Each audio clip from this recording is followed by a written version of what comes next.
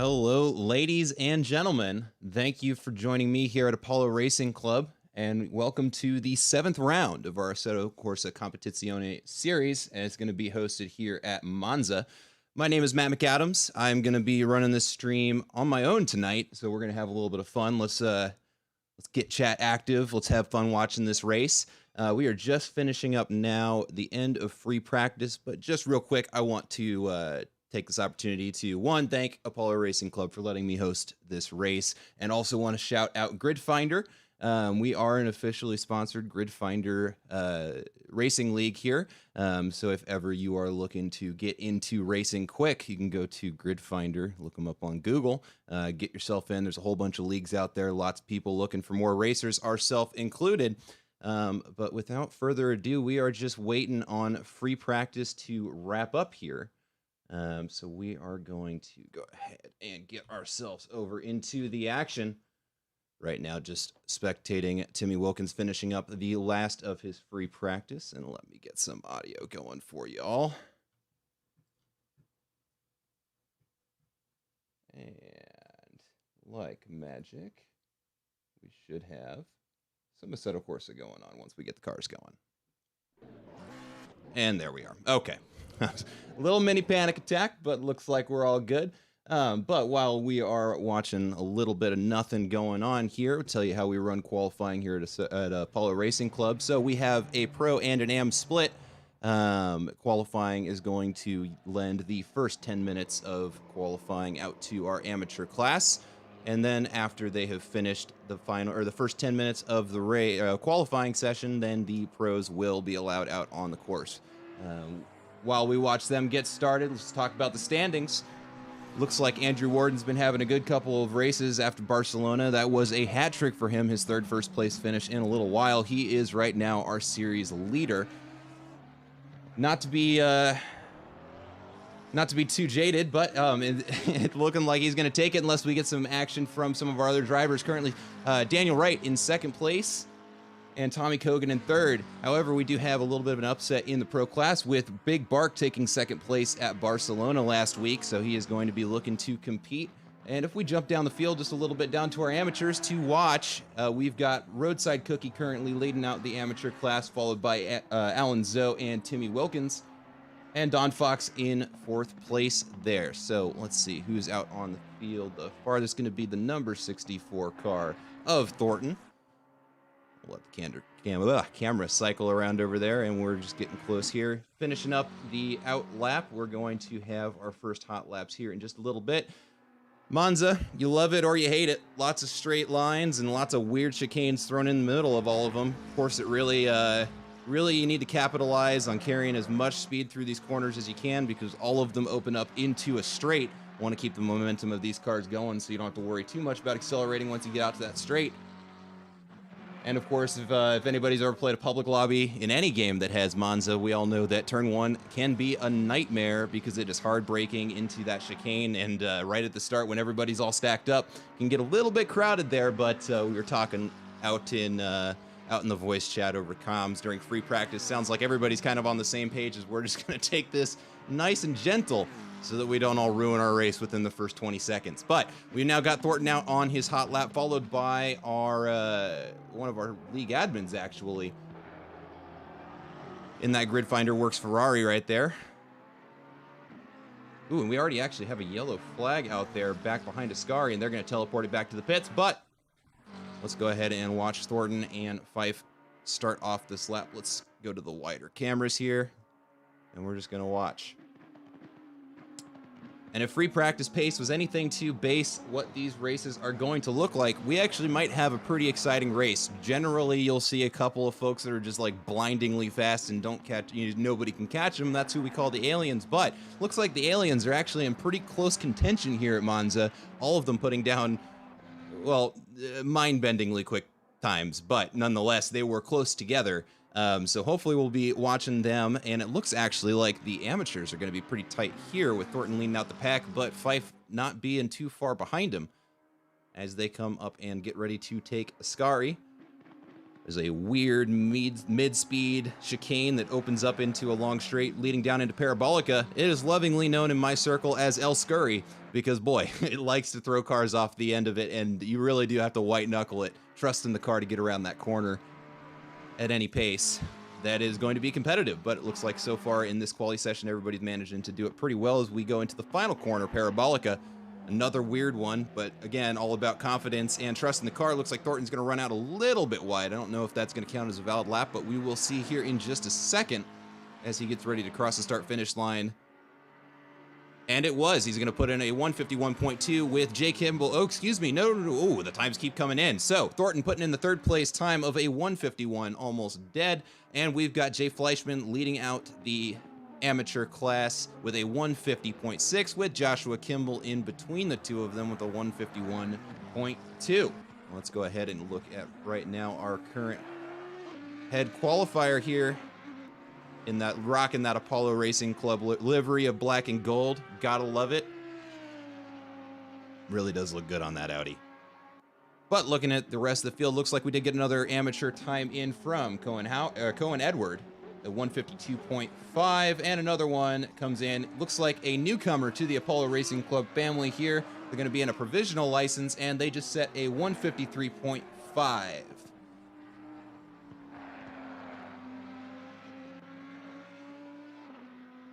Just a little less than 5 minutes to go in the amateur qualifying session here, and it is promising to see that we actually have a couple of AMs that are keeping pretty close to each other. Hopefully that translates into some close racing during the actual race. It's going to be a 1 hour race here at Monza. Nothing too much to think about. Monza's a pretty easy car, or a pretty easy track on these cars.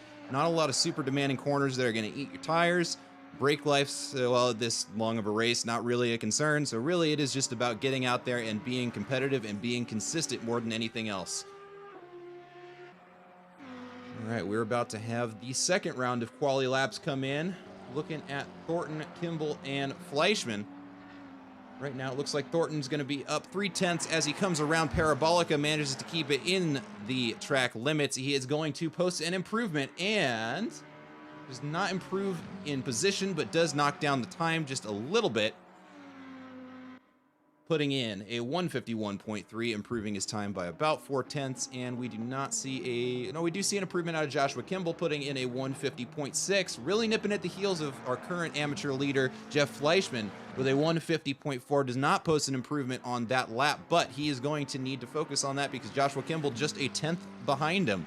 And that is going to be, that's the difference between braking a little bit later and getting on the gas just a little bit earlier in one corner, and he will have first place. But our pole is looking pretty exciting right now for the qualifiers. But right now, Thornton on a banger of a lap, currently 7/10 up on the Delta. Let's go ahead. Yep, we are taking a look at him in that McLaren.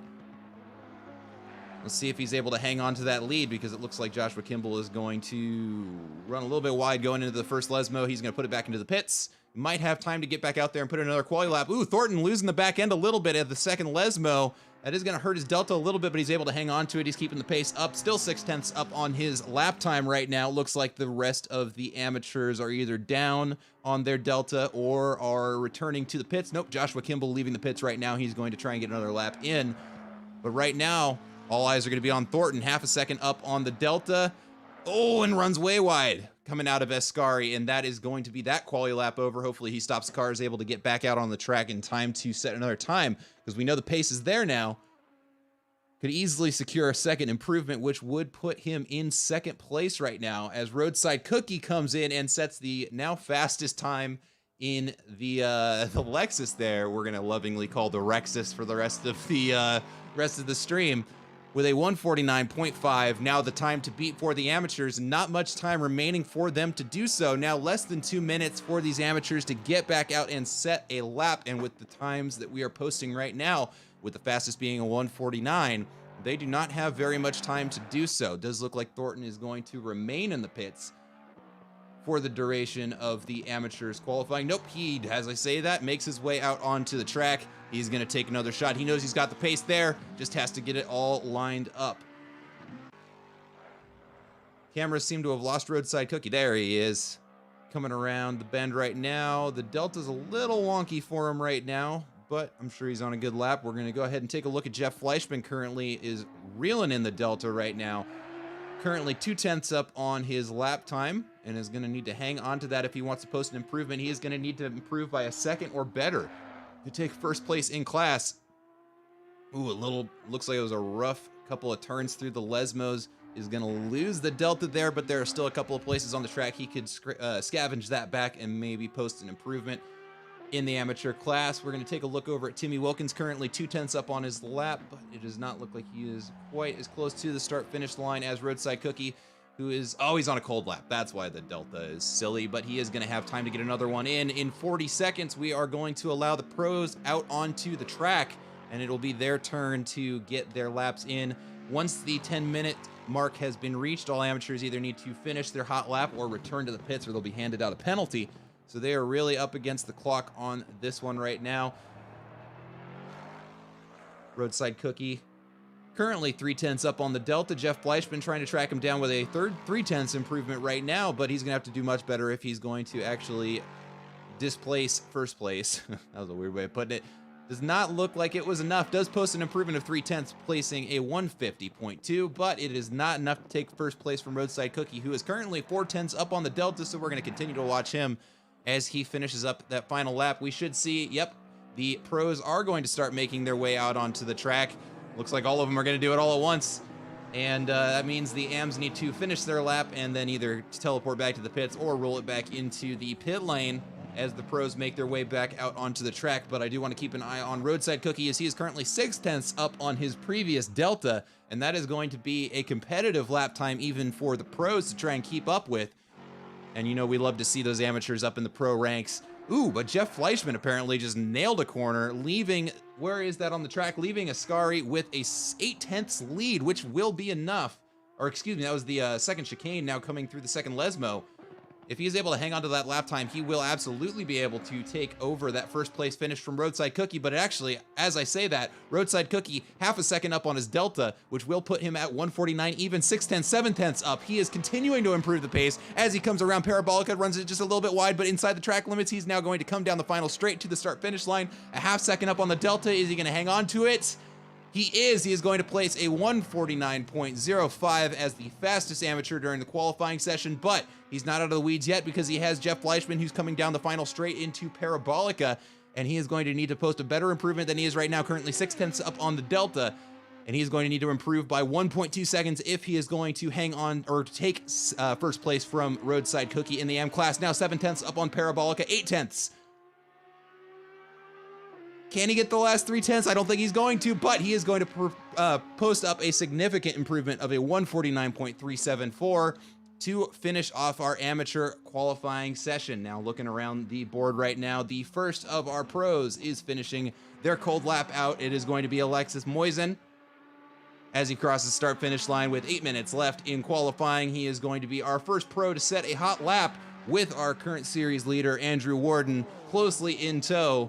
But both of these drivers, as we've seen, are very evenly matched depending on the track, and if free practice was anything to base what these quali times are going to look like on, I think we're going to have some very tight racing between all of the pros here, but we're going to keep our eye on Alexis Moisen as he is currently the furthest out on the field.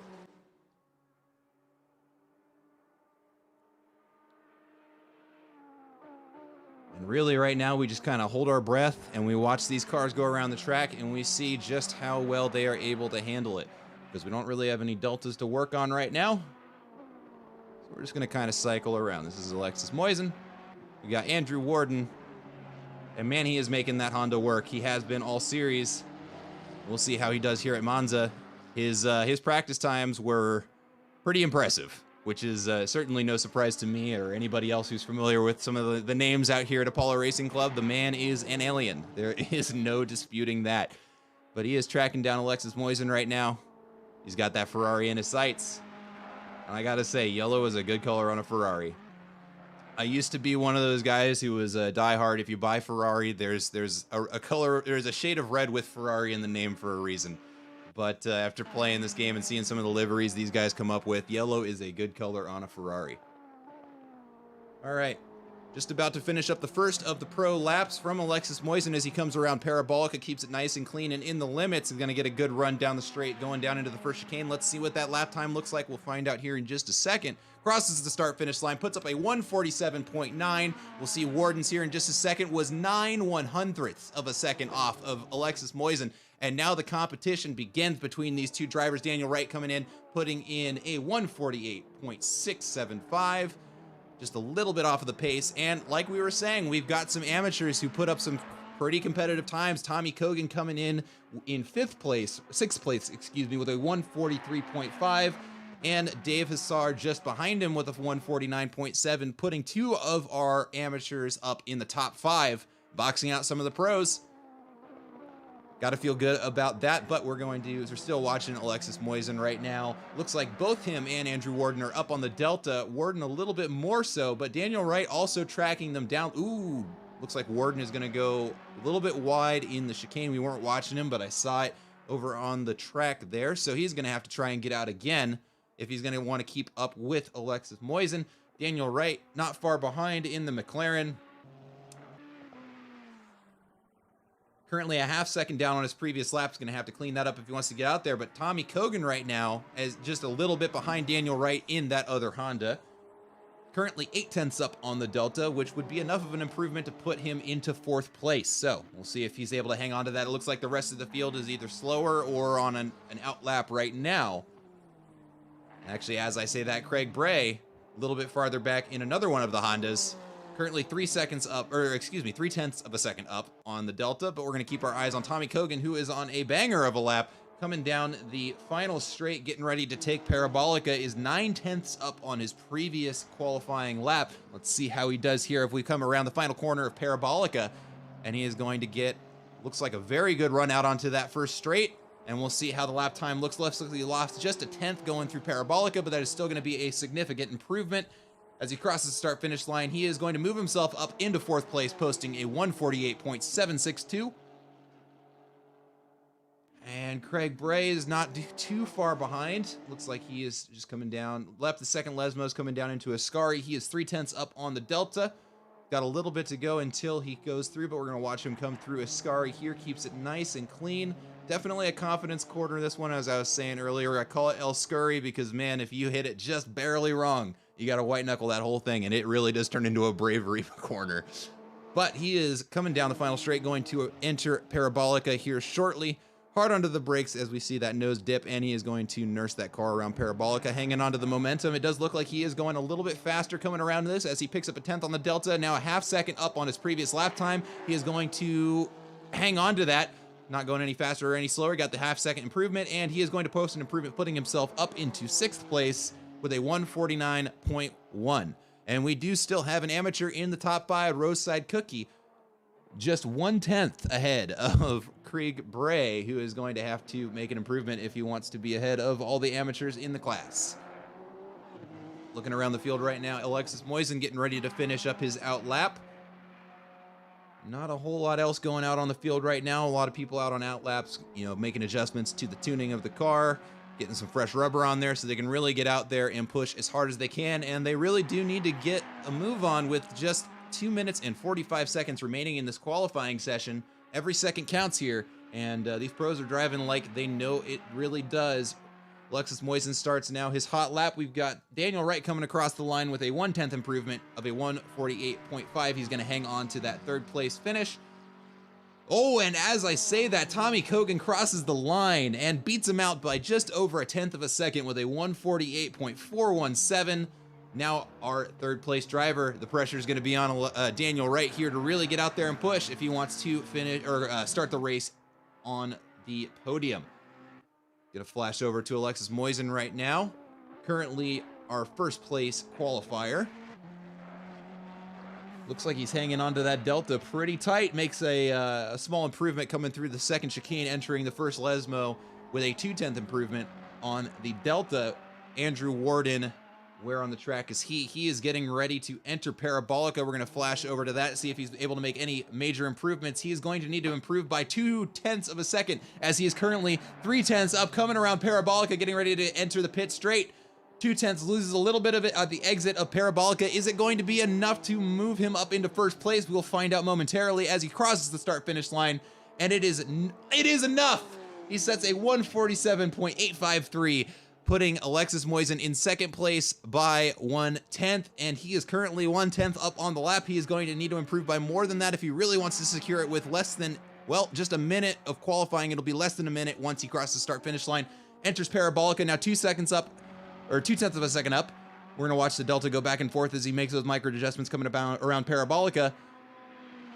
But he is 1/10 up. Is it going to be enough? Man, this is going to be a nail biter as he crosses the start-finish line, and it is enough as he beats Andrew Warden by 0.5 a second, putting up a 147.805 in this qualifying session, and he is going to go out for another one, and he knows that he needs to because Andrew Warden is going to be fighting, as now he only needs to make an improvement of less than 0.1 of a second to take first place to start off this race here at Monza.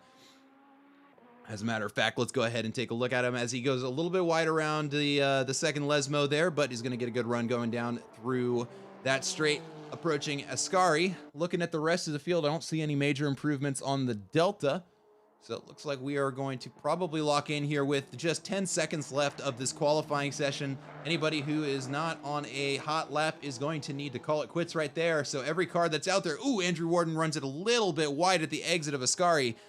Not sure if that's enough to invalidate the lap. I think it would if it were raced, so we'll see if the, well, it doesn't look like he's actually improved on the pace either way. He is basically in lockstep with his previous lap, but he does gain a second, or 1/10 of a second at the entry of Parabolica, but loses it by the exit, and I think that is going to be where he finishes and qualifies for the beginning of the race, is going to be second place. Oh, wait, no, that was a valid lap. That was a valid lap. He improved the lap time. He managed to shave 4/100ths of a second off of the lap, and at the very last second is able to hang on to first place. I'm surprised that didn't invalidate his lap. He was out pretty wide, but now we're gonna see if Alexis Moisen is able to answer that and make an improvement of his own as he comes around the final corner. Parabolica gets ready to take the pit straight. He's gonna be hard on the gas. Oh, and he loses the balance of the car and sends it straight into the wall. That is going to be an unfortunate mistake, but still a strong finish for him in qualifying in second place. And we're going to watch the final 3 cars come around. It looks like Daniel Wright is going to cross the start-finish line with no improvement. Tommy Cogan closely in tow as he finishes up Parabolica. Here is going to finish this lap 0.2 down on the Delta, not posting an improvement, qualifying in 4th place. And Daniel Wright is going to, excuse me, nope, not Daniel Wright. Craig Bray is going to be our final car to qualify, coming around Parabolica right now. And I do not think he is going to post an improvement, so we are going to be looking at our starting lineup here. Yep, he's going to send it into the pits. And we can see the chat talking about how close that was. All right. So that is going to be the end of qualifying. Let me go ahead and get rid of this. Oh, I can't drive yet because the session hasn't gone yet, so we're just going to go ahead and chill looking at this menu here. But that is going to be qualifying with Andrew Warden, Alexis Moisen, and Daniel Wright in 1st, 2nd, and 3rd, respectively, followed by Tommy Cogan, Roadside Cookie, Craig Bray, Jeff Fleischman, Dave Hassar, and G. Fitter, and Joshua Kimball to be our top 10. All right, let's come on. Let me drive. Oh, I messed this whole thing up. Well, enjoy the menu, folks. We got 2 minutes to session start here. This is going to be our starting lineup. And I believe, yeah, we can at least click around the cars. Let's go to the back so we can see everybody here. But I don't know that I can really make any predictions. As we saw, the qualifying was very tight for our top 3, so I really do think we're going to be watching them for the majority of the race, but we do still have some AMs in the mix. Roadside Cookie cinching up 5th place, being our 1st place amateur. He is also 1st place in the series in the amateur class, so no surprise there to see him upset the pack a little bit with Craig Bray just behind him in the number 709 Honda. Boy, I really wish that it would let me move the camera around. That would be really cool. Hey, there we go. Oh, but I can't move it. Just kidding. So we'll just hang out in the TV cameras. All right, chat. Let's hang out for a little bit. 1:40 until we start the race. Do we have any predictions? Do we want to start gambling on the race? Do we think there's going to be an upset in the top 3? Do we think we're going to see Alexis Moisen displace Andrew Warden and hang on to that first place finish? Would be good for him in the points. We've seen him do it before. Is Monza going to be where he gets the opportunity to do it again? I wonder. No, I'm not. If I were admin in here, I would start a poll and we'd have some fun. Daniel Wright will pull off the first place. He has the pace to do it. He had a rough first lap out there in qualifying, but he did manage to bring the pace back down by the time he was finished. Well, actually, I think we can take a look here. Yeah, we can. All right. Yeah, not too far off the pace.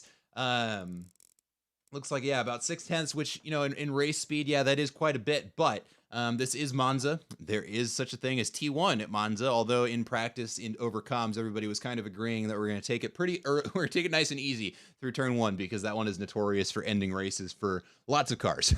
All 15 could be involved. You never know. But yeah, no, he absolutely is in striking distance, depending on how the race goes. An hour is long enough at Monza to where we will see folks catching up to backmarker, blue flag traffic. Anything could happen. Of course, we don't want to see anything happen, but anything could happen. It's this is sim racing. Anything can happen. But so we think that we're going to see Daniel Wright cinch up first place. Would certainly be exciting to see that happen. He's going to have to drive his heart out if he wants to do that.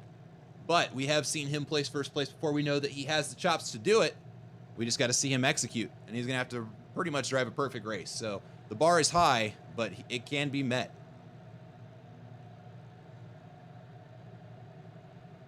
All right, and we are going to start our pace lap with Andrew Warden leading off the pack. Go ahead and get tabbed out here so I can actually manipulate the cameras. And we're going to hang out with our resident Helicam. Make sure that we're justifying how much we pay them. But this is going to be it's not actually a formation lap because it's a rolling start. So I think it's called a pace lap. Something like that. I don't know. Somebody Google it for me. We'll find out what it's actually called. I'm pretty sure it's called a pace lap, but I could be wrong. But this is going to be everybody's opportunity to make sure that they get the brakes nice and warm, keep the tires nice and warm. Unlike the GT4 counterparts of these cars, they do start with the blankets on the tires, so they start relatively warm. Don't have to worry too much about sweeping side to side to get them warmed up like you would in the lower class of car, but we see the drivers doing it nonetheless, because why not? It's fun. Yeah, you only have a little bit longer to do some fun shenanigans because there's no collision right now, and you might as well play with your friends before it's time to compete. We'll just go ahead and take a peek around the field here.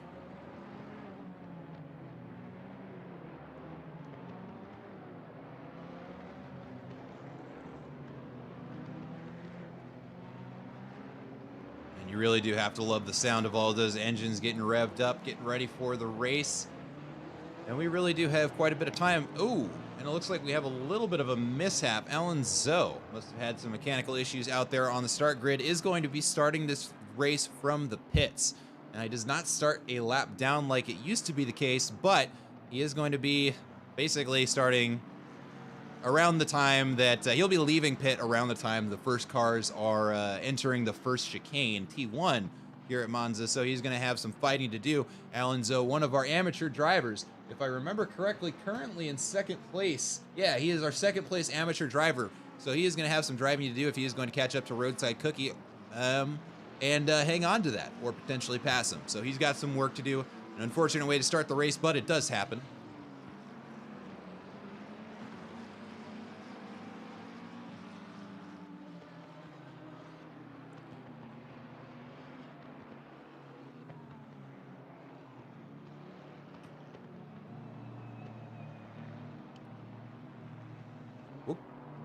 Bit of a stutter there. Sorry, folks. It's weird. Why does it say Kriegs is in the pits? Why is Kriegs in the pits? Looks like another mishap. Interesting. I can't imagine. I wonder. It could have been the case that he forgot to put gas in the car. I've certainly been there, and it is definitely smarter to just get it over with before the race starts and start a little bit behind rather than have to deal with the extra pit stop. during the race. That is going to be much less punishing for him. But as we get ready to approach the final corner at Monza, we are going to see everybody line up in double file as we get ready to start this race. Andrew Warden is going to be the car to lead them off. And now they will slow down to, I think it is 70 kilometers an hour. And that is going to be the pace that they hang on to until the green lights light up. I want to take a final opportunity to thank everybody for joining us here at Apollo Racing Club for round 7 at Monza. I want to thank the leadership team at Apollo Racing Club for letting me host the stream. I'm definitely looking forward to it. And again, another thank you to Gridfinder for letting us become an official partner league with them. If you guys are looking for a race at all, you can look up Gridfinder. Go there, and there's a plethora of leagues that are all looking for more drivers, ourselves included. But that is going to be it for me as we get ready to start this race, and the green flag is going to be waved, and we start this race off. Andrew Warden getting a pretty commanding start at the beginning. Alexis Moisen looks like he had a bit of a struggle there. As we watch Daniel Wright catch up to him coming into turn 1, we're going to stay in the helicopter cam because we want to see all of the action here. We're going to go hard into the braking here into T1. Oh, and we see Roadside Cookie almost run into the back of Daniel Wright. Looks like the rest of the cars are going to keep it nice and clean. Oh, we see a little bit of contact there with the McLarens in the back, but Andrew Warden makes off like a bandit with Alexis Moisen and Daniel Wright closely in tow. Oh, and big contact between the two. A pit maneuver out of Daniel Wright, and that is going to put Alexis Moisen into the wall right at the beginning of the race. Let's take a look back there and see what the damage looks like, because that was a big hit, and he is still in the wall. Oh, and he's going to teleport back to the pits. That is an unfortunate start to our second place qualifier. But let's take a look back at the start of the pack. Let's get a look at Andrew Warden. Looks like he has made away with nobody even close to him. So let's hop back to Tommy Cogan or Daniel Wright, who should be in second place right now, but the leaderboards are all sorts of wonky. We're going to see there the splits update. Okay, so it looks like Tommy Cogan in second place. Let's take a look at where he is on the track. He's going to be right there. Let's hop back to our TV cameras and look at that line of GT3 cars roar down the straight, getting ready to approach Ascari. Daniel Warden still leading off this race. Alexis Moisen still in the pits, probably has quite a bit of damage to repair, so let's hope that they're able to do that quickly as these cars approach Ascari. Let's go to the wide camera as they leave that. We're going to watch Tommy Cogan, followed by Jeff Fleischman, Daniel Wright, and Roadside Cookie. Jeff Fleischman, one of our amateurs, was second in the amateur in qualifying, is now third place overall, as he is now fighting quite the battle here. Coming into Parabolica, they're going to try and do it too wide with Daniel Wright right on the rear quarter panel, but the outside line is a little bit quicker. Is it going to be in this case? No, the good defense out of our amateur driver, Jeff Fleischman, is going to hang on to that position. Daniel Wright right on the rear. Oh, as they get inches between the bumpers of those cars, and Daniel Wright is going to stay right there on that rear quarter panel. That is going to be a dangerous spot as they come down into turn 1, and we have Roadside Cookie, our first place amateur driver in the Rexus, right on the bumper of Jeff Fleischman as we come into turn 1, and they are going to be tame and respectful of one another. Oh, Jeff Fleischman misses the chicane and is going to go right through the runoff there. Smart decision rather than jutting out, and he's going to lift a little bit, it looks like, and let Daniel Wright out in front of him. That was the sportsmanlike thing to do. I like to see that for sure. But man, lap 1 already, tons of excitement here at Apollo Racing Club as we get ready to approach the second chicane out of Curva Grande, hard into the brakes, and we are going to get, again, bumper to bumper traffic here behind Jeff Fleischman. Looks like Daniel Wright's going to go ahead and run away with this. That makes sense after we saw his qualifying pace. Jeff Fleischman, you're going to have to really get out there and push if you're going to hang on to that pro car, the McLaren. Daniel Wright out in front of you. Roadside Cookie, though, is going to be giving him enough pressure at the rear to where he is going to have to focus more on defense than just driving his lap. So focus up. Let's keep it nice and clean here, gentlemen. These three cars are going to be racing it out with Dave Hassar right there in the Nissan Yoshi Autosport. Behind them is going to be, honestly, is in a good place. Just enough space between the two of them to where he doesn't have to worry about any accidents between the two of them. But Roadside Cookie hits the rumble strips on the inside there, but is able to hang on to control of the car in that Rexus as they leave Ascari and are going to continue on their last. Looks like we got another close battle here back in the amateur class between our newcomer, Nicholas Connor, and it looks like another newcomer, actually, Cohen Edward here in the McLaren. Looks like a rough Ascari for the newcomer there, and that gap widens up just a little bit. So let's go ahead and hop back over to Jeff Fleischman and Roadside Cookie as they race it out in the amateurs. Coming around Parabolica, going down the pit straight. Oh, and we have a car teleported back into the pits. Joshua Kimball in the Grid Finder Works Ferrari is going to be back in the pits. Not sure what happened there. But as we expected, Alexis Moisen has made his way back out onto, has he? Or is he? Nope. That is going to be a retirement from Alexis Moisen, excuse me. Looks like that collision at the beginning of the race was going to be too much for the pit crew to get fixed, and that is going to be his race. Joshua Kimball making his way out of the pits right now. Oh, and picks up a stop and go. The commentator's curse striking true there. Picks up and he just stops the car right there. I'm not sure if that's going to be a retirement from him. It looks like it was. And the grid is now down to 13 cars. We are going to look around the course for some battles. Our top 3 drivers are actually less spaced out than I anticipated them being, with Andrew Warden. Let's see how close that is. I'm going to tab back over here and switch it over. Andrew Warden now just a 2-second lead to Tommy Kogan, who's going to be chasing him down. If I remember correctly, they are teammates. So that is going to be an interesting battle between the two of them. Let's put that back to normal there. And get back to my cameras. All right.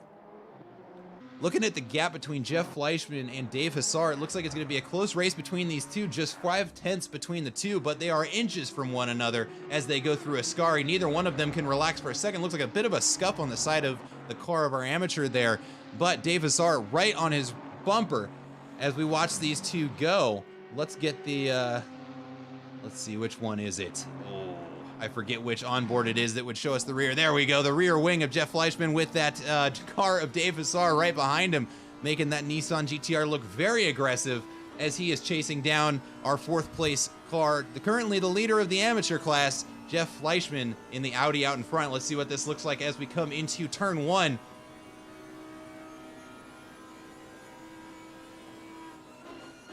Hard onto the brakes, and it looks like, yep, Dave Hassar is going to leave him some space, but gets right back on him, coming around that first chicane. We can see the Aston Martin of G. Fiddler back there in 6th place, but it looks like we get a better exit out of the Audi we are watching, and he is going to get a good run down Curva Grande, leaving a little bit of space to that Nissan GTR. We'll see if he's able to hang on to it going through the Lesmos, but looks like we got another battle going on back here between Roadside Cookie and Timmy Wilkins as they get ready to approach the second chicane. Hard onto the brakes, and they're going to get, again, just, wow, these drivers are keeping the cars nice and close to one another, staying nice and competitive, but not causing any more collisions after that first incident coming around Curva Grande at the exit of the first chicane. Ooh, a little bit wide on the exit there out of Roadside Cookie, but it looks like he's able to hang on to it. And it really can get dicey once you get onto that AstroTurf. You got reduced grip, and it is tough to control the car, but he manages to hang on to it and keeps that the McLaren of Thornton nice and behind him where he wants him to be. Let's see how they're able to hang on to Ascari. Takes just enough curb, well approached by Roadside Cookie. Nearly flawless, good exit out of Ascari. Runs it just a little bit wide, but yep, that's pretty much the perfect line out of our amateur leader right there. And as we see, increases the gap between him and Thornton because that was a wonderfully taken Ascari. Let's take a look at Dave Hassar, who still has Roadside Cookie, or excuse me. Yeah, no, that is Roadside Cookie. The leaderboard just hasn't quite updated there, unless I'm mistaken. Who's that car behind him? Oh, that's Fleischman. Oh, there we go. Oh, silly Assetto Corsa splits. Okay, so we did see that Nissan got around Jeff Fleischman. Not sure where that happened, but it did. Now we're going to see if Jeff Fleischman is able to take it back as they enter into the first turn, keeping it nice and clean. Nobody missing the corners this time. Nobody running into the back of each other. And I got to say, mad props to the drivers for not rear-ending each other in turn 1, as we would see if this was a public lobby. But we got a yellow flag over in turn 1. Car number 5. Looks like Roadside Cookie is making his way. Not sure what we missed there, but there was a yellow flag waved a little bit. Looks like whatever it was, he managed to get it sorted back out, and he is back going around Curva Grande now with Timmy Wilkins going to be chasing him down there. Well, let's hop back over to Dave Hassar, as now we're watching him, Jeff Fleischman, and G. Fitter starting to enter into the equation here as they go through Lesmo 1, getting ready to take Lesmo 2. And we'll watch these 3 cars for a little bit as they chase each other down this straight, getting ready to take Ascari. And certainly not wanting to be neglected, it does look like we still have a battle for first place going on. Not the tightest of packs, but they are still all pretty close to one another. It looks like a little bit of a rough lap out of Andrew Warden, currently 0.6 down on the Delta, allowing Tommy Kogan, his teammate, to catch up to him as they go around Parabolica. We'll see if that gap evaporates or if Tommy Cogan is actually reeling in his teammate, Andrew Warden, as they come around Parabolica. And closely in tow, actually, Daniel Wright now moving himself up into third place as he tracks down Tommy Cogan, is going to be wanting to take that position away from him for a second place finish. Would be good for him in the points of the championship. I think it actually may even be enough to move him up into second overall. Let's take a look here. Or he already is in second overall. So if Tommy Cogan takes first here, well, it wouldn't be enough for an upset in the overall standings, but this would certainly be good for Tommy Cogan, as it would get him just a little bit closer to Daniel Wright, who is currently in second place overall.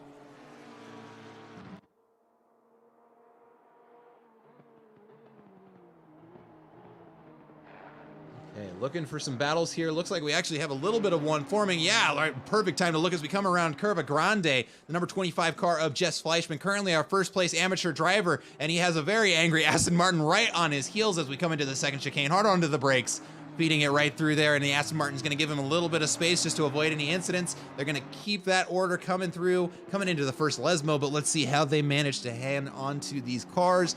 Can be a bit of a tricky corner. You got to let off just enough speed to where the aero becomes irrelevant, so you really got to line yourself up right to get around that corner nice and clean, but he manages to do that. So does the Aston Martin behind him.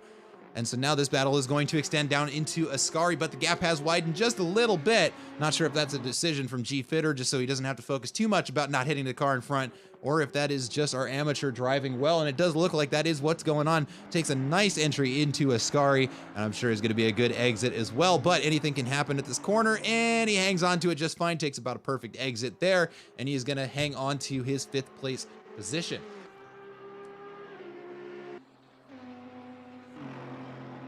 Just 10 minutes has elapsed here at Monza since the start of the race, and we have had plenty to watch here. Looks like we have a yellow flag out at the very back of the pack. The number 52 car is going to be our newcomer. Ooh, looks like he just missed the braking zone there a little bit. Picks up some marbles on the tires, but good on him getting back out there.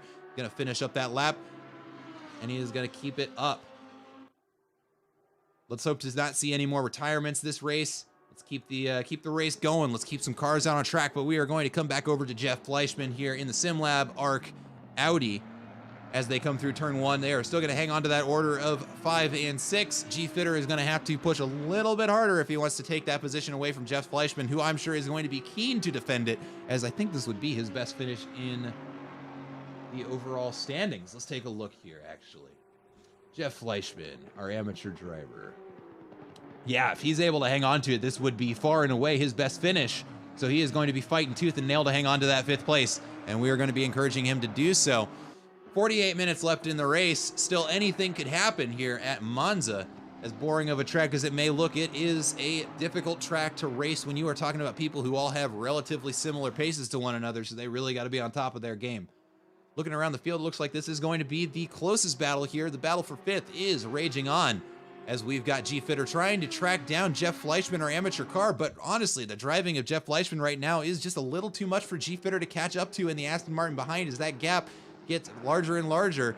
That Aston Martin is looking smaller and smaller in the rear view mirror of Jeff Fleischman, and he's gonna have to keep that up. He's gonna be able to hang on to that. Consistency is gonna be king here at Monza, and it looks like he's doing an excellent job as that gap grows. What was currently less than, or what was previously less than a half a second, has grown into a second and a half.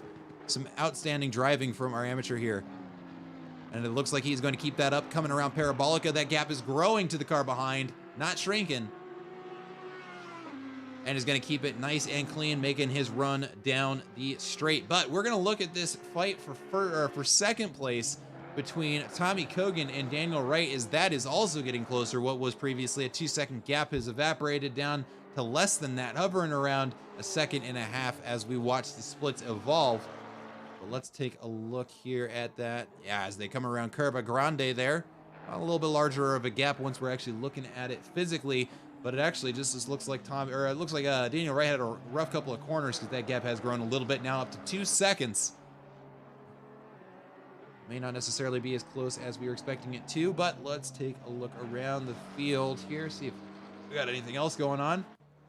Actually, it looks like we have a battle for 11th that it's evolving now between our newcomer, Cohen Edward. Or no, not a newcomer, excuse me. He's already got an amateur license. I just don't think I've seen him racing before. So Cohen Edward in 11th place, and Alan Zoe, who we know started from the pits, or not a lap down, but starting from the pits in that Porsche. I really like that Porsche livery. Is going to be fighting his way back up. Currently our second place amateur driver overall, so he's got some work to do as he needs to race past the rest of his competitors here. Oh, and it looks like, yeah, the camera just missed it, but the McLaren ran a little bit wide there at the exit of the second chicane, making for a nice easy pass for for Alan Zoe here in the Porsche, and he is going to be able to keep on moving. Now he's going to be tracking down the McLaren of Timmy Wilkins. Let's see if we can even see. No, there's a good gap between the two of them. So he's got some driving to do before we see a race there. So we're going to go ahead and take a peek back over at Jeff Fleischman. Looks like that 2-second gap has evaporated as he's had a little bit of a rough lap. G-Fitter reeling him back in now as they come around parabolic, and that gap is getting smaller. And we're going to see if anything happens here. I think it's too much of a gap for them to try and make up with a dive bomb at T1. What would certainly cause an accident. Oh, and we've actually got an incident over here. Looks like Timmy Wilkins has a little bit of a spin and a scary. And he's just behind the billboard. Oh, there we see him in the back there. Looks like the car was sideways. Had to wait for some cars to pass so he could do it cleanly without causing an incident. And come on, camera. Are you kidding me right now? There he goes. There we go. And now he's going to make his way down to parabolic. An unfortunate spin's going to hurt his tires, but we are going to be getting to the point where we are approaching the pit window of this race. Again, we have a mandatory pit stop. Drivers will be retired to change their tires, and they will have a 20-minute window of the race to do so. It is mandatory, so if they fail to do so, ooh, he's got a lot of damage to the front of that McLaren. Whatever happened, it wasn't a light incident. That's too bad that we missed it. But hopefully the damage is not too bad. That front aero damage can be pretty detrimental to the overall handling of the car. We might see some oversteer become a problem here. But we have a battle for second evolving between Tommy Kogan and Daniel Wright. Daniel Wright has closed the gap to that car out in front. Now that Honda is going to have to be thinking very, very much about the McLaren that's behind it. And we got to look at this camera again because, boy, it is going to get close between these two cars as we come around these corners. That Honda is going to have to be really stretching. This is a good track for the Honda. Can really stretch its legs. We know that it has turbo problems on the shorter tracks without those longer stretches. But this is a great track for the Honda. And we're going to see that power coming down the straight. This looks like Daniel Wright had a better exit, though, as that gap is getting smaller. He's going to start reeling them in. Now it is less than a second between these two cars. Wow, the splits are all over the place, actually, so I can't say that I know that what that gap is, but we're going to see them come into turn one, and it looks like they're going to be respectful of one another, but Daniel Wright does get a little bit closer there. We're going to see if he hangs on to that gap as they come down the exit going into Curva Grande, and it looks like he is actually reeling in the Honda in front as that gap has gotten smaller, and now he is going to be in the draft of that Honda. Honda hanging onto that inside line, leaving the outside nice and wide open, but that is going to be better as they come into the braking of the second chicane. Oh, and they're going to be right on top of each other. Daniel Wright is looking up the outside, but he hits the brakes early and leaves some space, not wanting to cause an incident going into the second chicane, and they are going to hang on to that order. But oh my goodness, and he runs wide coming into the exit of the second chicane, and Daniel Wright is going to get an easy pass on the outside there of the corner going into the Lesmos, and now it is Daniel Wright 2, Tommy Kogan 3. And that is a big pass for Daniel Wright. Unfortunate time to make a mistake, but now Tommy Kogan has some driving to do if he's going to take that position back. And he now has Daniel Wright 2 chased down in that McLaren. And the chat goes wild. But that gap is getting, wow, pretty large as now Daniel Wright is running away from it as they get ready to escape or go into Ascari. And now, no, Daniel Wright is making a bit of an escape. And now Tommy Kogan has a car between him and his teammate.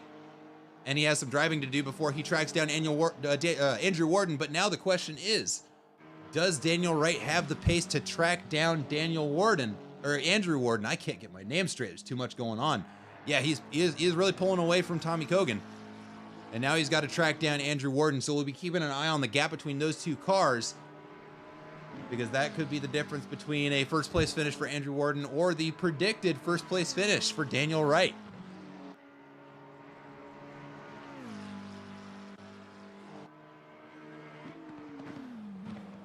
Let's go ahead and take a look back at Jeff Fleischman. The battle for fifth has not stopped. G-Fitter not getting any closer, not getting any farther away. They've got a little bit until the mandatory pit stop is required for them. So really, we're getting to the part of the race where these battles are close enough to where it is going to be a determination of pit strategy. Whether or not you dive in at the same time, if you go for the over or undercut, really it could be anybody's game. That said, if I were Daniel Wright, we've seen he's had to push very hard to get himself up into second place. Certainly is going to be taking a toll on his tires.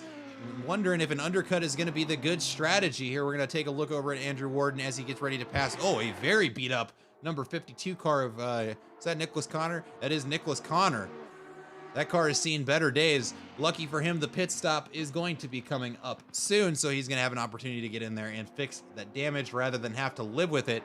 And that would be kind of a nightmare to live with some of these corners. They're pretty much all low speed, so you just really need that extra aero to help you get around them without understeering too much. But Andrew Warden running away with first place. And it looks like the battle for second has not ceased yet. The gap has gotten bigger between Tommy Kogan and Daniel Wright, but he is not out of this yet. It could be a battle of pit strategy here. As I was saying, Daniel Wright really did have to push to get back up there, taking a toll on the tires. An undercut could look good for him as he now has the option to do so. Pit window opens, kind of at the worst time for Daniel Wright right there. A little bit too late for him to make a decision on whether or not he wants to get in there, but nonetheless, he stays out and he's going to run on those tires for as long as he needs to hang on to that second place. Let's see, let's take a look here. Does not look like we have any other close battles for position going on right now. So we are going to hang out with these two drivers, Daniel Wright and Tommy Kogan. And we'll see if they're able to keep that, or if Tommy Kogan's able to keep that gap from growing too much. As we saw the first couple of corners, Daniel Wright really did run away with it, but it does not look like he was able to keep that going as Tommy Kogan has kind of gotten his lap back under control. And he is staying pretty much at the same gap to Daniel Wright as we saw not too long ago. Okay, yep, Nicholas Connor, he's going to let those other cars pass. Good call for him there. Looks like he crossed the start-finish line a little too late to serve that mandatory pit and repair damage, so he's probably going to be looking to do the same, or take advantage of this lap to get in there and get that damage finished. But the rest of the field, relatively straightened out. We see some nice big gaps, a lot of drivers running their race, doing their thing, finishing their laps, keeping things nice and clean. Now as there is less than 40 minutes left of this race. We're going to take a look back here at Jeff Fleischman, our amateur driver. The gap to G Fitter actually is getting smaller, and there could be a lot of reasons for that, but we've had a rough lap out of Jeff Fleischman, currently over a second down on his previous best lap, and that does explain why G Fitter has caught up to him and is now fighting for 5th place. Definitely need to give hats off to Jeff Fleischman for holding him off for as long as he has, but he is going to need to pick the pace back up after a rough lap if he is going to grow another gap to the car behind like he had previously.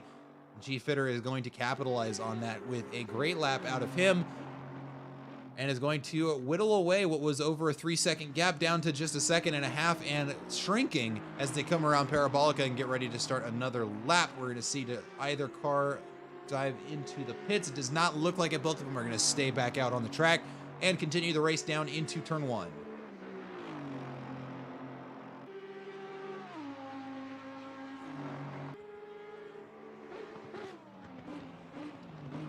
Fleischman going into turn 1. You can see the car of Dave Hassar there in 4th place, not too far behind him physically, but time-wise, they've got some driving to do if they're going to catch up to one another with a gap of 2.5 seconds, which is more or less stayed the same since these cars gotten into the positions that they did.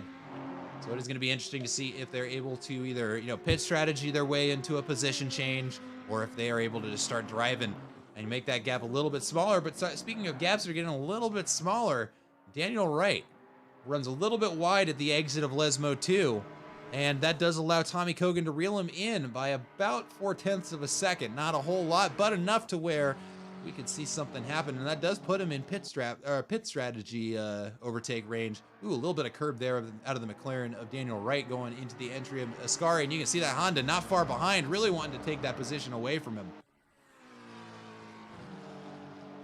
But it looks like, yep, just a little too far away there for him to get the draft advantage from the McLaren out in front. And it looks like they are going to filter through Parabolica unless something crazy happens here. This is going to be the order that they hang on to going around this next lap here. It does look like it's going to be the case. Neither one of them took it remarkably better than the other, but looks like we had a pretty big mistake out of Dave Hassar, causing a 1.2 second deficit to his previous lap, and that is going to allow these cars to catch up to him. And now we might actually see a battle for fourth place emerging, unless our amateur choosing to stay out on the track a little bit longer. Actually, with that front end damage, must not be bad enough for him to need to dive in there, so he's going to stay out. But he is blue flagged. He needs to yield this. Well, he doesn't need to yield this position, but it's probably best that he does. Just keep himself out of the way so he doesn't interrupt a battle for position. Oh, really eats that inside curve. Oh, and he runs wide out of the track. And oh, that was really close. Let's get back over to G-Fitter. Manages to narrowly avoid colliding with the amateur, who misses the corner, almost certainly because of that front aero damage not giving him the bite in on that turn. And we just missed a massive collision between those two cars, but that is gonna set G-Fitter back almost 2 seconds. That is a difficult upset to see there. Not really his fault, but the looks like the lack of front aero there just really kind of took control away from the amateur driver there and threw himself out onto the track. Not really a lot he necessarily could have done there after being out of control of his car, but unfortunately G-Fitter does get the worst of the exchange, and now he has some driving to do, as now it is a 3-second gap to Jeff Fleischman out in front.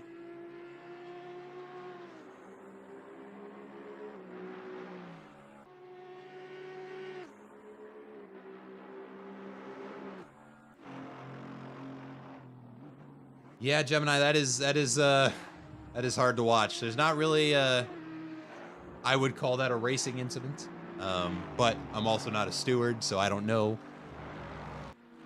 But just kind of unfortunate there. Lost control of the car, eating too much of that curb, and at that point, really, you are just a passenger. You just slam on the brakes and hope you don't hit somebody.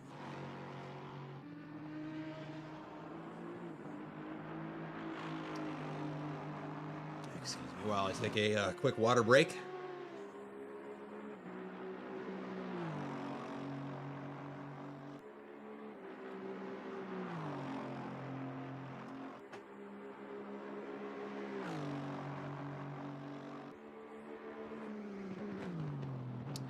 All right, let's see if we can't find ourselves a battle going on. There's really not too much going on right now. The closest cars to one another are going to be Daniel Wright and Tommy Kogan, again battling it out for second place.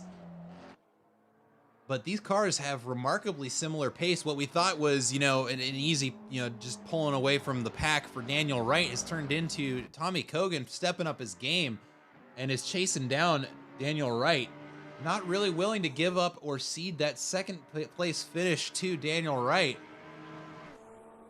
For perspective here, the best laps out of both of these drivers are very close. We've got Daniel Wright with a 148.5 and 148.7 for Tommy Kogan, just 0.2 between the fastest laps of these two cars. But as we can see, their race pace is remarkably similar, as they have more or less maintained a 2-second gap to each other since Daniel Wright overtook Tommy Kogan several laps ago.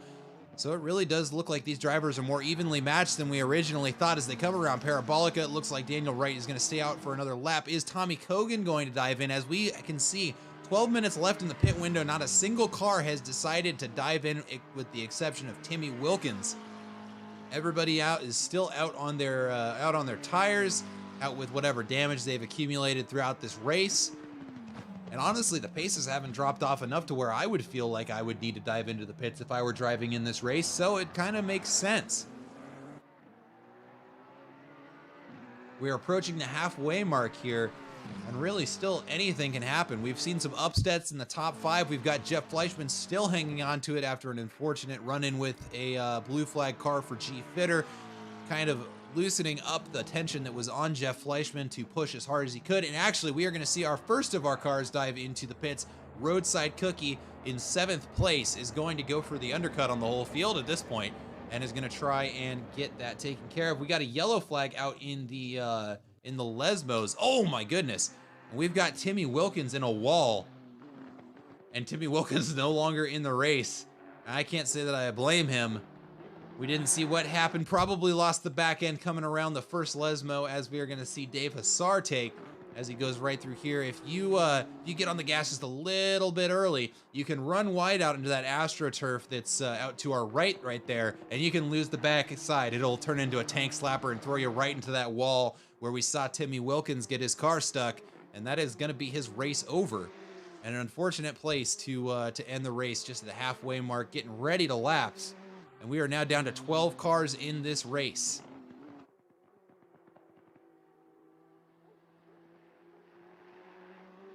Looking around the field, does not look like we have too much going on in terms of damage. Looks like Jeff Fleischman managed to scrape up the side of that Audi a little bit. There's some paint missing. But good news for G Fitter. He is whittling away that gap. What was almost 4 seconds, now less than 2. After that unfortunate run-in with backmarker traffic. Not making any excuses for himself. He's just getting out there and driving his hardest as he is reeling in that car out in front of Jeff Fleischman in the Audi. It does not look like either of these two cars are going to dive into the pits, but we do see another car going into the pits. 921, Dave Fassar is going to dive into the pits, and it looks like Daniel Wright as well is going to go for the undercut on Tommy Kogan, who stays out on the Warren rubber. So we'll see where he filters out on the track. There's enough of a gap between all of these cars to where I don't think he really needs to be worried about picking up competition with traffic. Looks like also G Fitter going to go for the undercut as he goes into the pits to fix out those tires and maybe perform an undercut on Jeff Fleischman, who stays out on the track. So we now have cars that are deciding to get in there with just 10 minutes left in the pit window. Get those mandatory pit stops out of the way, gentlemen, because you do not have too much longer, just 4, maybe 3 laps left to do so. I think we're going to start seeing all the cars diving in, and that is what we're seeing. If you look over at the track map over on the right side of the screen, those gray cars that are slowing down, those are all cars in the pits. We now have 3 cars now in the pits. Looks like Thornton is going to be joining the fray in there, and now we have some cars on outlaps as we see Joshua Kimball is going to be leaving the pits here. Camera does not know what it wants to do as it's not watching the car. Oh, no. That's right. Joshua Kimball retired, and my broadcasting app has not updated that yet. So we're going to hang out with Jeff Fleischman. Was our 5th place car before the pit stop staggered everything and ruined our standings, but he is still out, still has a pit stop to finish, and he is now in 3rd place. Now, we'll see how he does without anybody to worry about defending against, but he is now going to be on used rubber, whereas the competitor for 5th place previously, G Fitter, is going to be out on fresh rubber. Let's see where he comes out in the traffic here.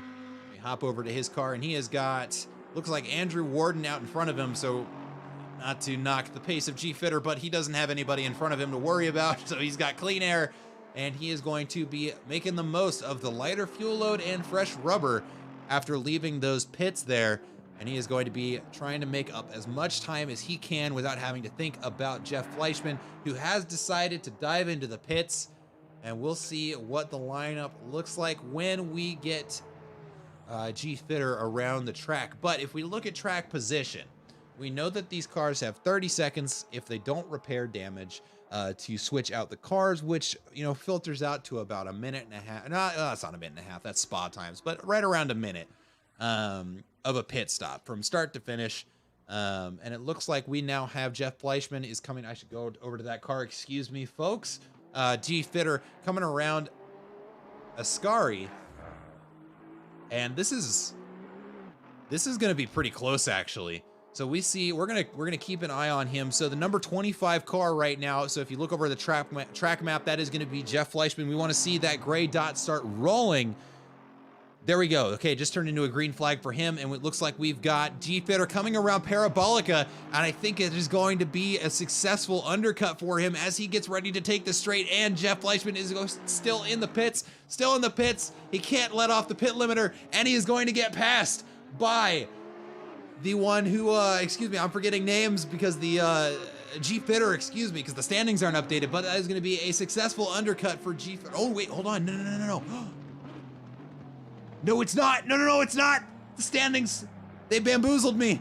It looks like he's going to come out at the rear bumper of Jeff Fleischman, who hangs on to 5th place whenever the standings get out, but the undercut not successful. Jeff Fleischman able to get enough pace out of the clean air to get himself just in front of the car who tried to undercut him, and now the race between these two cars has gotten much tighter as they come into the second chicane, and it looks like G-Fitter was going to look at the inside but decides otherwise, and they are going to hang on to this lineup between the two of them, exiting the second chicane, coming into the Lesmos, and this race just got that much more exciting.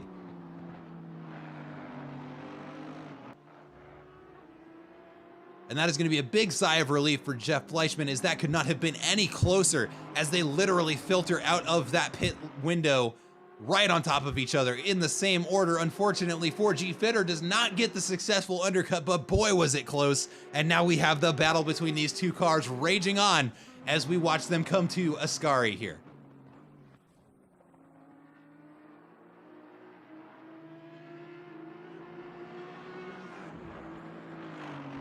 And really, whatever advantage came out of that undercut is now lost for G-Fitter, because now Jeff Fleischman, with a lighter fuel load and newer rubber, we're going to see if it's going to be enough for him to pull away from the pro who is trying to chase him down.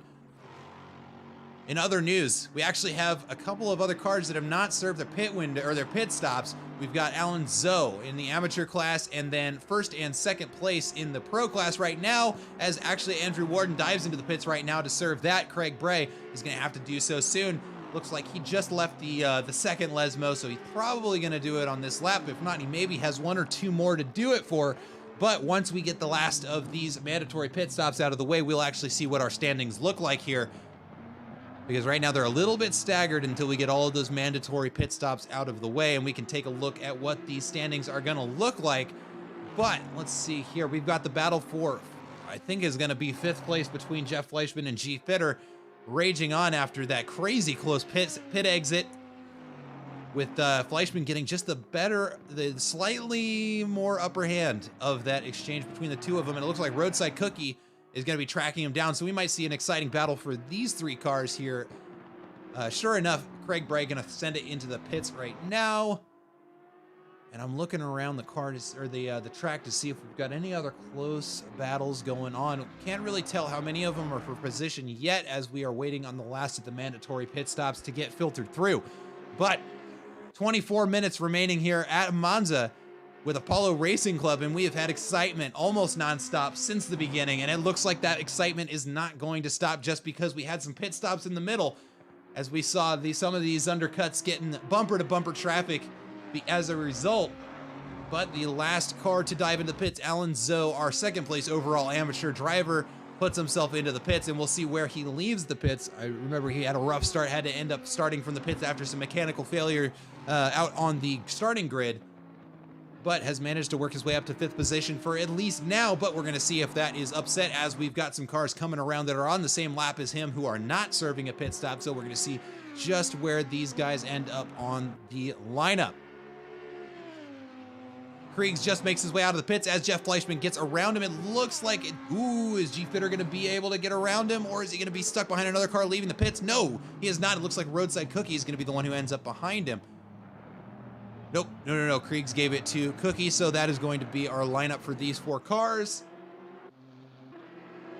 with Jeff Fleischman leading out the pack. It's weird. Alan, no. So they are in, it looks like this is going to be 5th place. Jeff Fleischman is in 5th place. Just the standings haven't updated yet, and it won't until they cross next sector. There we go. Boom. All right, so that is going to be Fleischman 5, Fitter 6, Roadside Cookie 7, and Craig Bray in 8th place. And we are going to keep an eye on these, because we know these cars are very similar in pace, and we should see some excitement out of these 4 cars here. Looking around the field, does not look like we have too much going on after the pit stops. It looks like Daniel Wright is able to hang on to 2nd place with Tommy Kogan in 3rd, but the gap has not grown or shrunk. Those 2 drivers still the same distance away from one another, putting down remarkably similar lap times. So I'm just gonna be keeping my eye on keeping one of my eyes over on there, watching them run their race. We'll see if they get any closer, but it looks like the battle for 5th is going to be where the cameras are watching, because it is going to be very close, as G-Fitter now has Roadside Cookie right on his rear bumper, coming down the straight, leaving Ascari and into Parabolica. As you can see, Roadside Cookie reeling him in inch by inch as they go into Parabolica because he does have the draft. He's going to break late. Oh, loses the back end just a little bit and runs wide. That is going to allow the Aston Martin to get the power on just a little bit early and pull away from him. But Roadside Cookie not far enough away to where he's not going to get that down for, or the draft advantage coming down this straight. And that is going to pay in droves. We watch the Delta is eking away as he gains inches and inches coming down this straight. But is it going to be enough for a move into turn one? I don't think it's going to be, but he breaks late and we see those cars getting closer and closer, but it is not going to be enough for a move up the inside. It is defended by the Aston Martin of G Fitter, and we are going to see this battle rage on going into Curva Grande. Jeff Fleischman pulling away a little bit from the action. And let's hop back over to the TV cameras and we're going to watch G Fitter and Roadside Cookie duke it out, coming around Curva Grande into the second chicane, and we're going to see if we see anything crazy happen here. It looks like they're going to stay filtered beside each other and take the racing line here rather than trying anything crazy up the inside. See if another car makes a mistake and then make the move then, but no, neither car makes a mistake, and we are going to watch this battle continue on into the Lesmos, and Craig Bray out behind there in the Honda as just the perfect spectator seat to watch all of this happen. And not a bad place to be, honestly, if you're a car with a much faster pace, and I don't know if that's the case here, but you know, letting these other cars duke it out and wear their tires out, not a bad place to be strategically, because you can wait for the two of them to make a mistake and then capitalize on it later. 30 seconds left until we see the end of the pit window. Every car did manage to serve their mandatory pit stop, so this is going to be our lineup for the remaining 20 minutes of this race here at Monza. And we're going to see if we see any upsets. But once again, we see Roadside Cookie right on the rear bumper as they come in. Oh, and they get inches to one another. He's going to look up the inside. Is he going to make the move happen? Let's take a look as they come into Parabolica, heavy into the brakes. And it looks like he gets the inside line, but is he going to be able to hang on to it? It is a slower line, but he is able to hang on to it and scares the Aston Martin into lifting just a little bit as he makes a successful overtake on the inside of Parabolica. And it looks like the Aston Martin's not ready to give the position up yet because he is bumper right on the rear bumper up him. Oh, and we see Roadside Cookie dive inside. Is he lifting? What happened there? No. He's just hanging onto the inside line. He's going to kind of force the Aston onto the outside line, hangs onto the inside. Is he able to get the inside line on the exit? No, he runs wide out into the gravel, and that is going to let the Aston hang on to it. And now they are going to be wheel to wheel as they come around Curva Grande, and this battle continues on. Roadside Cookie does not have the position yet. That Aston Martin could take it back at any second. Oh, and they're competing over racing lines, but now we've got inside, outside. Aston Martin Lexus coming into the second chicane. What is going to happen here? The Aston looks like he gets onto the brakes and decides not to cause a collision there, and we are going to see that that Lexus pull away out of the second chicane. And now Craig Bray is going to be fighting for that 7th place finish there. The Aston Martin now has a Honda to worry about, and it looks like the Lexus makes a successful overtake after long enough. Man, that was a tight battle, but the battle for 6th rages on. It looks like Jeff Fleischman has more or less pulled away from the pack, as now there's a second gap between Roadside Cookie and G Fitter, and Craig Bray is going to be entering the fray as they get ready to enter Ascari. They are very close to one another. This is a tough corner to try to take with a car you're worrying about defending against, but it looks like the Aston Martin's going to be able to manage to do so. Both of those cars taking a really nice line through Ascari, and the battle is going to rage on, coming down the straight. And as we see Craig Bray close enough to get the draft, I don't know if it's close enough to where he's going to be in striking distance by the time he gets to Parabolica, but we will see as they come into Parabolica, and it looks like this is going to be the order that they continue it in. Craig not quite close enough, but a weird entry to the corner for the Aston Martin allows the Honda to catch up to him, and now he is going to be in that draft coming down the longest straight of the track, getting ready to take turn 1. But what is going to happen here is really anybody's guess, because that draft is just sucking that Honda up to the rear bumper of the Aston Martin. It is going to be enough for him to try and get up the inside coming into turn 1. A late break is going to allow them to go side by side into turn 1.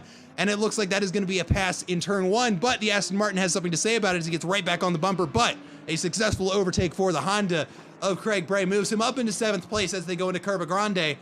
And G Fitter is going to back down into 8th place and has some driving to do if he is going to take that position away from the Honda.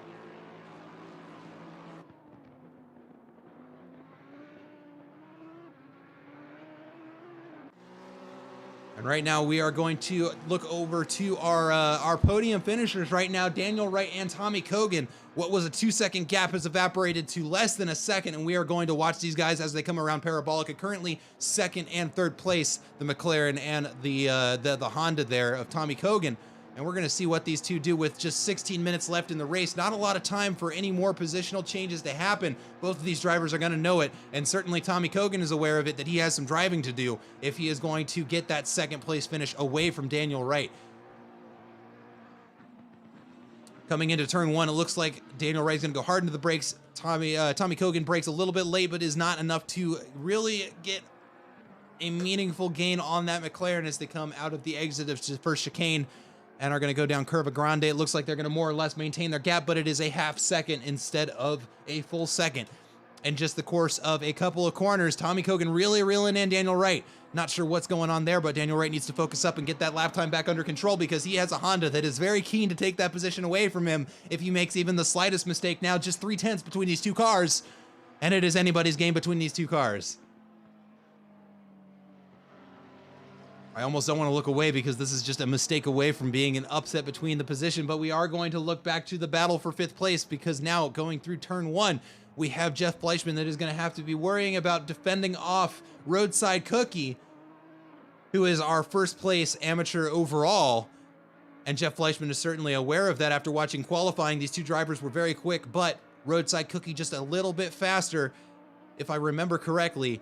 And we're going to see what their race pace looks like. 15 minutes remaining here at Monza. These two cars are going to really have to drive their hearts out if they want to see an upset in the standings.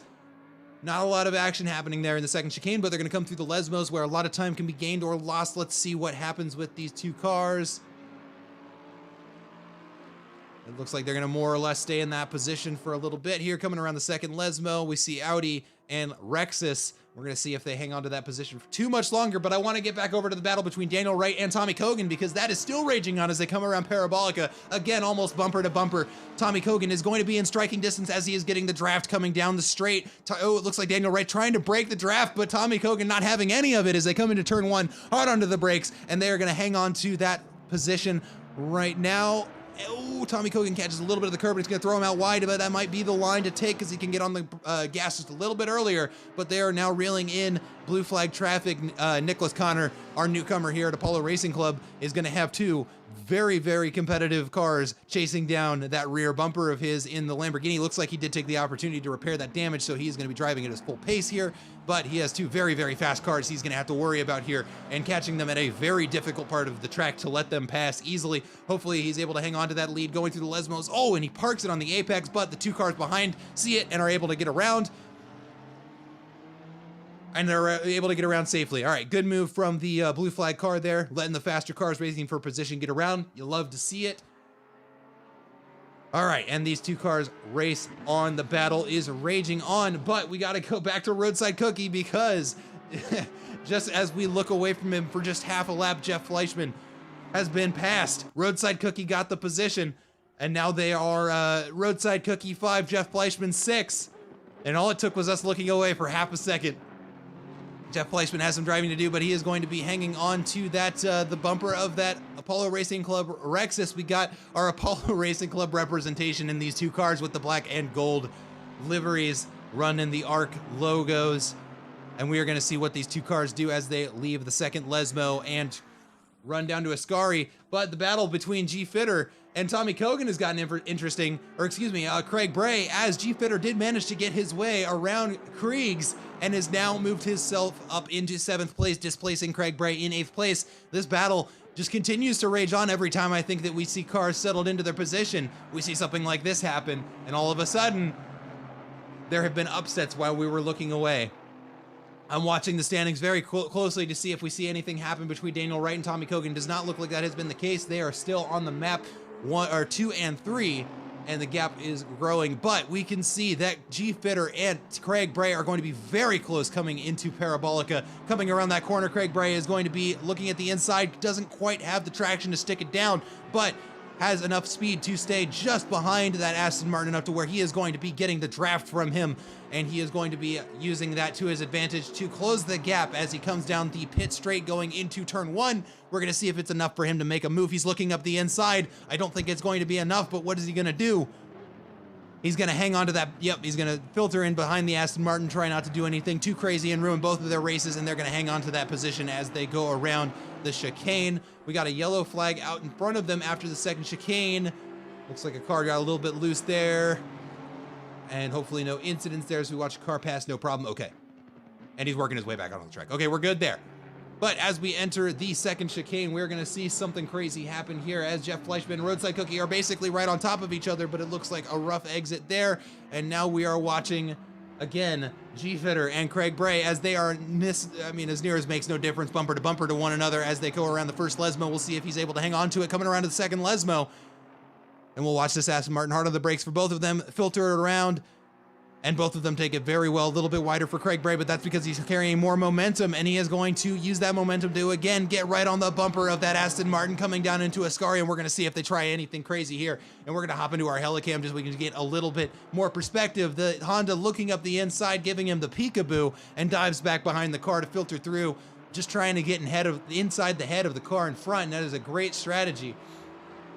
Because all you got to do is distract him long enough to make an itty-bitty little mistake, and there's an overtake for you. And he knows he's got to start getting in the head of the driver, that Aston Martin out in front, because he only has 11 minutes left in this race to make something happen and to get that position back away from him.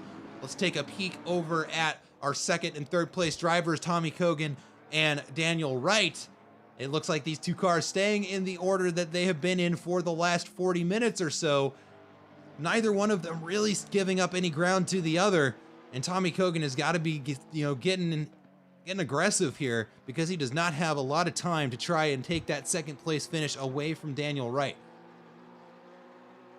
But it looks like those cars are going to stay in that order, so we're going to hop back over to Jeff Fleischman, where the battle for 6th place is continuing to rage on. Now they've got a back marker between them and Roadside Cookie out in 5th place, so it is going to be a battle for 6th with Jeff Fleischman, G-Fitter, and Craig Bray.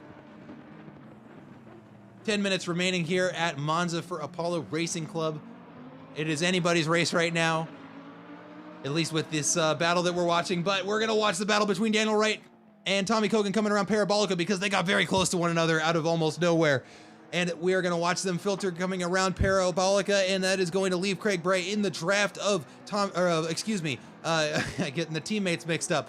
We've got Daniel Wright and Tommy Cogan closely in tow coming down the pit straight, coming into turn 1. It does not look like he's reeling him in quite enough to make a move, but Daniel Wright putting himself right in the middle of the track. He's going to force a dive on the outside out of the Honda there, and they're going to get very close to each other coming through the first chicane, and they're side by side, side panel to side panel. If those rear mirrors could break off, they probably would have, but they come side by side out of the first chicane, and they're going to be racing down Curva Grande, as now we see Tommy Cogan 2, Daniel Wright 3, and we're going to see if they are able to hang on to this coming into the second chicane, and the challenge is going to be, are they able to keep it clean coming around this corner? And they're going to be very close, but Tommy Cogan just barely ekes out second place from Daniel Wright as he gets the better of that chicane. Now can he hang on to it? He's got 9 minutes of racing left to do. Daniel Wright, are you going to let him take that position from you? And Tommy Cogan, are you going to hang on to it after fighting for it for almost an hour? What an overtake out of Tommy Cogan. Wonderfully navigated. And unfortunately for Daniel Wright, that does mean he has some driving to do if he's going to get that position back with just 8.5 minutes left here at Monza. Anything could happen here between these two cars because I didn't think that we were going to see the upset that we just did, but sure enough, there it was as they go through Ascari. And it looks like that is going to be Tommy Cogan coming down the down the straight into Parabolica in front of Daniel Wright. And it all happened in one corner, folks. That's all it took.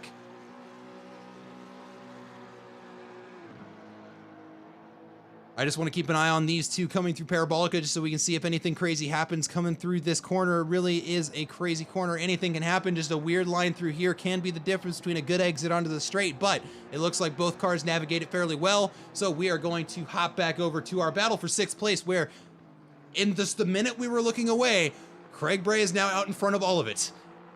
I don't know what happened, folks, but now it is Craig Bray 6, G-Fitter 7, Jeff Fleischman 8, we've seen a complete upset of the lineup we were watching just a little bit ago, with Craig Bray getting the better out of all of it. I did not see any yellow flags, so nothing silly happened, so it may have just been a mistake that caused the difference there.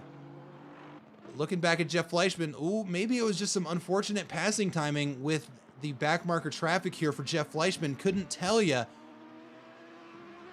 But whatever it is going to be a big upset for Jeff Fleischman. Now roadside cooking looking very good in the amateur class. We're going to go ahead and take a look back over at Craig Bray, who looks to have pulled away from G Fitter. As yeah, they're not really close to one another. That's a massive upset in that battle for 6th place, with Craig Bray getting the best of it, and G Fitter now going to be having to track it down. And as I look away, oh, we see Daniel Wright lose it in the second Lesmo. And that is going to be a big mistake that, unfortunately for him, lets Tommy Cogan run away. And it looks like that was a little switcheroo there, with Daniel Wright getting ahead in the first Lesmo and then losing it at the exit of the second Lesmo. Pushed it a little bit too hard, and he is going to let Tommy Cogan get back out into 2nd place. And that is going to be a difficult gap to whittle away and take away from Tommy Cogan, as we see must have done some extra wearing to the tires of that McLaren, because we see the back end getting a little bit loose. Now that could be tire wear, that could be Daniel Wright pushing that car to its absolute limits as he tries to reel back in Tommy Cogan, who is now in 2nd place, and he has some driving to do with just 6 minutes left in this race. Can he get that position away from Tommy Cogan? We've watched the position change a couple times now just in the course of 3 laps. Anything could happen in the final 6 minutes of this race.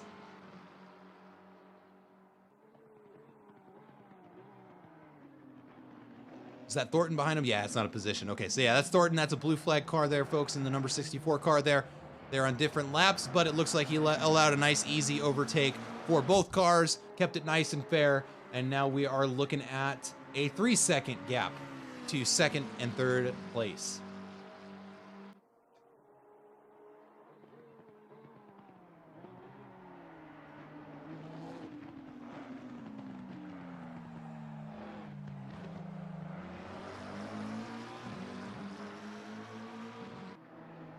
Thornton doing a fairly good job of hanging out of the rear bumper of that pro driver, who's putting down a pretty remarkably good lap right now, based on the deltas I'm seeing. So Thornton, good on you for from learning from somebody who's a bit faster than you. But as you can see, Daniel Wright does still have Tommy Cogan in his sights. You can see Tommy Cogan not that far. He's in eyesight of him. We'll see if we can see him coming down the bend right there. Yep, just barely far enough behind to where we can still see him in the cameras. We're going to see if he's able to whittle down that gap. It was 4 seconds at the beginning, now just 3.5. So we are seeing some good driving out of Daniel Wright as he chases down the car ahead of him of Tommy Cogan. Now 4.5 minutes left in this race. He needs to start pushing because he is running out of time to try and make that overtake happen, as we see that gap physically is quite large.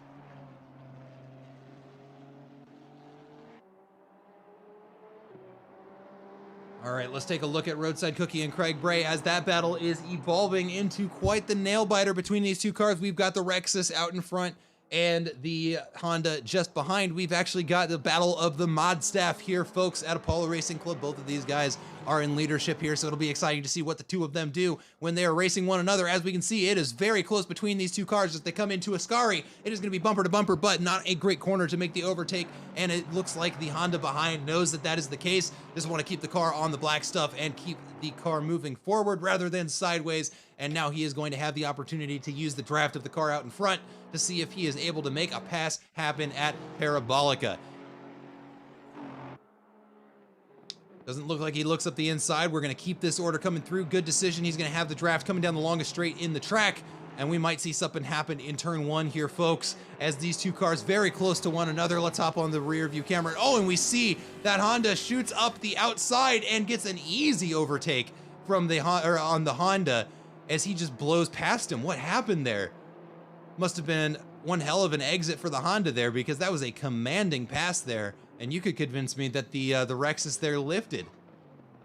Great driving there out of the Honda, but the Lexus is still close enough to try and make something happen in probably the final 2 laps of this race, depending on where Andrew Warden, who we haven't been watching too much of, finishes his final lap. And just because I said his name, let's take a look at him in that Honda there, is running away with this race. Look at that monster of a man just chew up this course.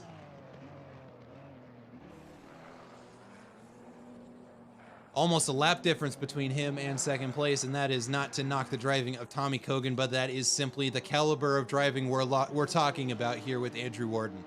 The man is a machine.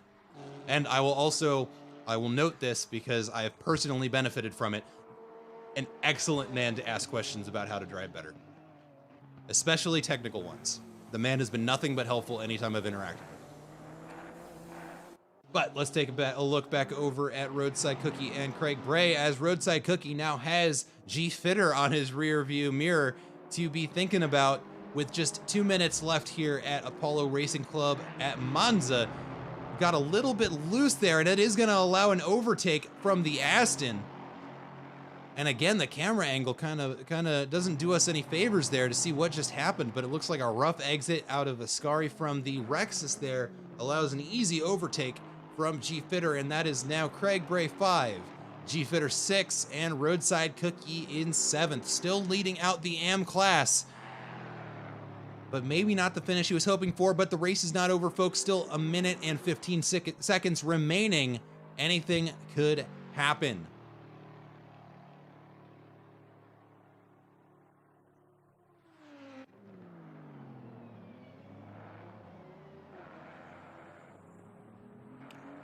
And let's actually go ahead and let's see. I'm looking for races here. There's not a whole lot. Okay, and we've got leader on the final lap. Andrew Warden as he crosses the checkered line right there. This is going to be the final lap of the race.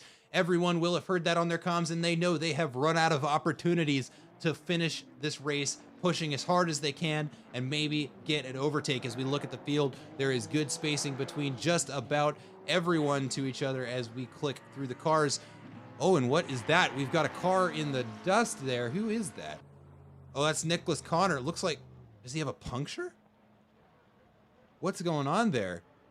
I think he's just going to nurse it into the pits, and we'll see what happens there. But that's an unfortunate incident there for our newcomer to Apollo Racing Club. Not sure what happened there, but keeping it out of the racing line. Nice courteous move for the rest of the drivers. Like to see that.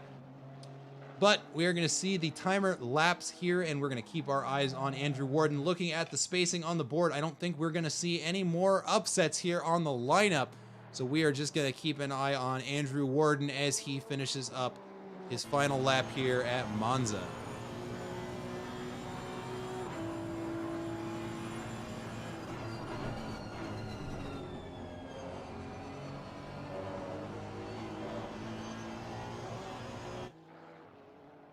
Runs a little wide on the exit of Ascari there, picks up a little bit of gravel on that rear tire, but that's not going to be that big of a deal because he has just one more turn to navigate until we see the checkered flag wave at this race.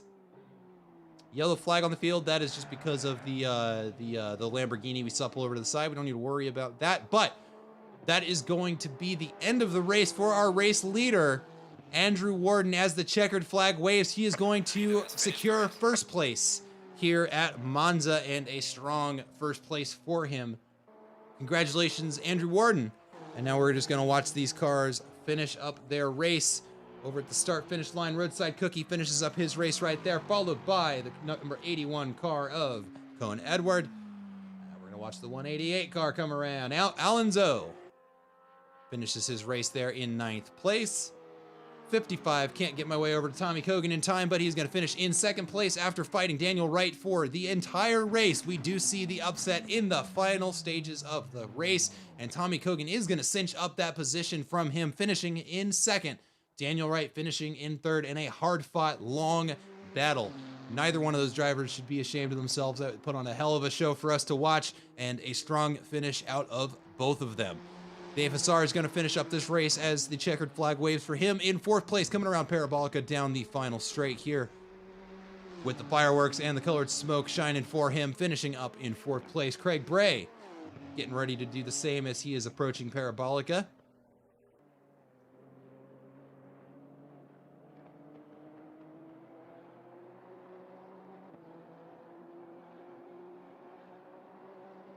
And there we go for Craig Bray, followed by a number 33. That is going to be, oh, excuse me, number 33. Where are you? That's not the car I clicked on. G Fitter. All right, there we are. crosses the start-finish line in a hard-fought 6th place.